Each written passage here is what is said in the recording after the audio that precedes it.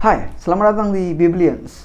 Well, kali ini kita akan bahas hal yang ringan-ringan lagi, yang nggak terlalu berat, nggak membuat kepala mumet atau pusing untuk berpikir mengenai topik pembahasan. Nah, kita tahu ada banyak bencana alam yang terjadi di zaman Alkitab dan tertulis di Alkitab. Di video kali ini kita akan coba rangkum atau buat list bencana-bencana alam yang terjadi di Alkitab dan tertulis di Alkitab. Yuk kita bahas.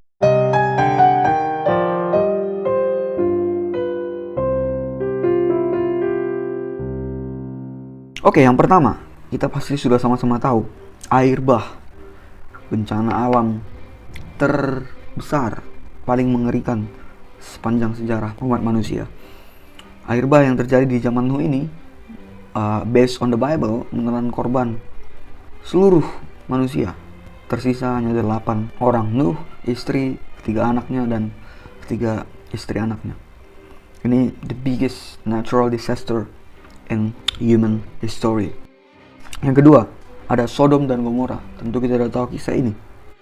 Ini tertulis di Kejadian 19 ayat 24 dan 25. Kemudian Tuhan menurunkan hujan belerang dan api atas Sodom dan Gomora, berasal dari Tuhan dari langit. Dan ditumbang-balikannya lah kota-kota itu dan lembah Yordan dan semua penduduk kota serta tumbuh-tumbuhan di tanah. Nah, ini menjadi salah satu bencana terbesar juga yang membakar musnah kota Sodom dan Gomora serta sebagian lain dari kota-kota atau pemukiman di lembah Yordan, di sekitar lembah Yordan. Yang ketiga, ada 10 tulah yang terjadi di Mesir. Ini konteksnya saat orang Israel harus pergi meninggalkan Mesir untuk beribadah kepada Tuhan Allah, tapi Firaun tidak memberikan izin dan Tuhan pun menunjukkan kuasanya dengan mendatangkan bencana alam. Itu termasuk air menjadi darah, serangan katak, lalat, nyamuk, penyakit sampar, barah, hujan es dan hujan api, lalu kegelapan yang pekat, serangan belalang. Itu semua tertulis di Keluaran pasal 7 sampai pasal 11. Tapi menurut teman-teman, apakah ini termasuk natural disaster, bencana alam, atau memang langsung act of God, langsung tindakan Tuhan yang straight gitu, intervensi Tuhan langsung? Coba kasih pendapat kalian di kolom komentar, tapi aku masukin aja di list bencana alam karena masih berkaitan dengan alam peristiwa ini. Yang keempat, ada tanah terbelah yang tertulis di Bilangan 16 ayat 31 sampai 33. Baru saja ia selesai mengucapkan segala perkataan itu, maka terbelahlah tanah yang di bawah mereka, dan bumi membuka mulutnya dan menelan mereka dengan seisi rumahnya, dan dengan semua orang yang ada pada Korah, dan dengan segala harta mereka. Demikianlah mereka dengan semua orang yang ada pada mereka turun hidup-hidup ke dunia orang mati, dan bumi menutupi mereka, sehingga mereka binasa dari tengah-tengah jemaat itu. Nah, ini backgroundnya adalah pemberontakan Bani Korah saat perjalanan mereka dari Mesir ke Tanah Perjanjian. Nah, yang berikutnya ada catatan tentang gempa-gempa yang terjadi di Alkitab.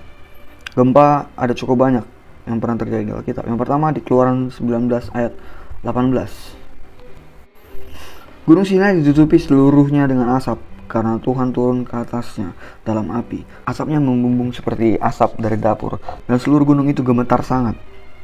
Ini saat Tuhan menampakkan diri atau turun di Gunung Sinai, lalu gunung itu mengalami gempa, bergetar dengan sangat amat kuat sehingga dirasakan oleh orang Israel yang berada di bawah. Yang berikutnya gempa yang terjadi di 1 Samuel 14 ayat 15. Lalu timbullah kegentaran di perkemahan, di padang, dan di antara seluruh rakyat. Juga pasukan pengawal dan penjara-penjara itu gentar, dan bumi gemetar, sehingga menjadi kegentaran yang dari Allah. Selanjutnya ada di 1 Raja-Raja 19 ayat 11. Lalu firman-Nya, keluarlah dan berdiri di atas gunung itu, di hadapan Tuhan. Maka Tuhan lalu angin besar dan kuat, yang membelah gunung-gunung dan memecahkan bukit-bukit batu mendahului Tuhan. Tetapi tidak ada Tuhan dalam angin itu. Dan sudah angin itu datanglah gempa, tetapi tidak ada Tuhan dalam gempa itu. Nah, di sini terjadi gempa yang memecahkan gunung dan bukit batu. Berikutnya ada di Amos 1 ayat 1. Perkataan yang dinyatakan kepada Amos, salah seorang peternak domba dari Tekoa, tentang Israel pada zaman Uzia, Raja Yehuda, dan dalam zaman Yerobeam, anak Yoas, Raja Israel, 2 tahun sebelum gempa bumi. Ini terjadi sekitar tahun 700 sebelum Masehi, di zaman pemerintahan Yerobeam, Raja Israel, di zamannya Nabi Amos, dan cukup banyak menelan korban jiwa di tahun tersebut di mana peristiwa gempa ini terjadi. Berikutnya masuk di Perjanjian Baru. Ada gempa yang terjadi tertulis di Matius 27 ayat 51. Dan lihatlah tabir bait suci terbelah dua dari atas sampai ke bawah, dan terjadilah gempa bumi dan bukit-bukit batu terbelah. Nah, ini kita cukup familiar dengan kisah yang satu ini. Ini saat Yesus disalib dan mati. Maka setelah dia mati, lalu tabir bait suci terbelah di bait Allah itu. Lalu gempa pun terjadi, bahkan sampai bukit batu terbelah, saking hebatnya, dahsyatnya gempa tersebut. Lalu ada juga tertulis di Matius 28 ayat 2. Maka terjadilah gempa bumi yang hebat, sebab seorang malaikat Tuhan turun dari langit dan datang ke batu itu dan menggulingkannya, lalu duduk di atasnya. Gempa yang ini terjadi pada saat Yesus bangkit dari kematian. Jadi saat dia mati terjadi gempa, saat dia bangkit juga terjadi gempa bumi yang dahsyat. Lalu di Kisah Para Rasul 4 ayat 31. Dan ketika mereka sedang berdoa, goyanglah tempat mereka berkumpul itu, dan mereka semua penuh dengan Roh Kudus. Lalu mereka memberitakan firman Allah dengan berani. Ini konteksnya saat jemaat mula-mula berdoa, saat para rasul, para murid Yesus berdoa untuk meminta bimbingan Tuhan, meminta kuasa Tuhan dalam memberitakan Injil, memberitakan firman. Dan setelah gempa itu terjadi, maka mereka dipenuhi Roh Kudus, lalu mereka memberitakan firman dengan berani. Mereka menerima keberanian dari Roh Kudus. Lalu yang terakhir di Kisah Para Rasul 16 ayat 26. Akan tetapi terjadilah gempa bumi yang hebat, sehingga sendi-sendi penjara itu goyah, dan seketika itu juga terbukalah semua pintu dan terlepaslah belenggu mereka semua.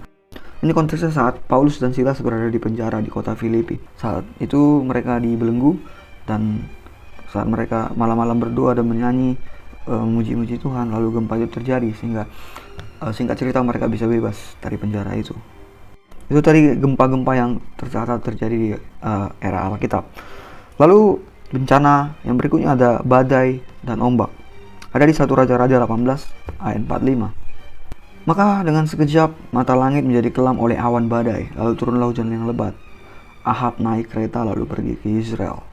Ini konteksnya saat Elia berada di Gunung Karmel. Kemudian ada badai yang terjadi, tertulis di Yunus 1 ayat 4 sampai 5. Tetapi Tuhan menurunkan angin ribut ke laut, lalu terjadilah badai besar sehingga kapal itu hampir-hampir terpukul hancur. Awak kapal menjadi takut, masing-masing berteriak pada Allahnya, dan mereka membuang ke dalam laut segala muatan kapal itu untuk meringankannya. Tetapi Yunus telah turun ke dalam ruang kapal yang paling bawah dan berbaring di situ, lalu tidur dengan nyenyak, dan seterusnya. Ini kita tahu konteksnya saat Yunus melarikan diri dari panggilan Tuhan, dan dia naik kapal menuju Tarsis. Lalu Tuhan menurunkan badai, ombak, angin badai yang dahsyat di laut itu. Kemudian di Perjanjian Baru ada tertulis di Markus 4 ayat 37. Lalu mengamuklah taufan yang sangat dahsyat, dan ombak menyembur masuk ke dalam perahu, sehingga perahu itu mulai penuh dengan air. Pada waktu itu Yesus sedang tidur di buritan di sebuah tilam. Maka murid-muridnya membangunkan dia, berkata kepadanya, "Guru, kau tidak peduli kalau kita binasa?" Ia pun bangun, mengerdik angin itu dan berkata kepada danau itu, "Diam, tenanglah." Lalu angin itu reda dan danau itu menjadi teduh sekali. Nah, ini konteksnya sudah cukup terkenal, yaitu saat Yesus bersama murid-muridnya naik perahu di Danau Galilea, menyeberangi Danau Galilea. Lalu terjadilah badai dan ombak, bahkan topan yang luar biasa. Lalu badai terakhir ada tertulis di Kisah Para Rasul 27 ayat 14. Tetapi tidak berapa lama kemudian, turunlah dari arah pulau itu angin badai yang disebut angin timur. Kapal itu dilandanya dan tidak tahan menghadapi angin haluan. Karena itu kami menyerah saja dan membiarkan kapal kami terombang-ambing. Dan seterusnya. Ini kisah Rasul Paulus dalam perjalanan misinya, yang naik kapal, lalu terjadilah badai yang sangat dahsyat sampai kapal itu pun gak sanggup melawan badai itu. Akhirnya mereka pasrah dan terombang-ambing di lautan selama 2 minggu. Nah, itu tadi list bencana alam yang terjadi di Alkitab. Kalau ada yang kulewatkan, yang teman-teman tahu kelewatkan, gak ku sebut, gak ku bahas di video ini, teman-teman boleh komen di kolom komentar. Feel free to comment below, supaya kita sama-sama tahu.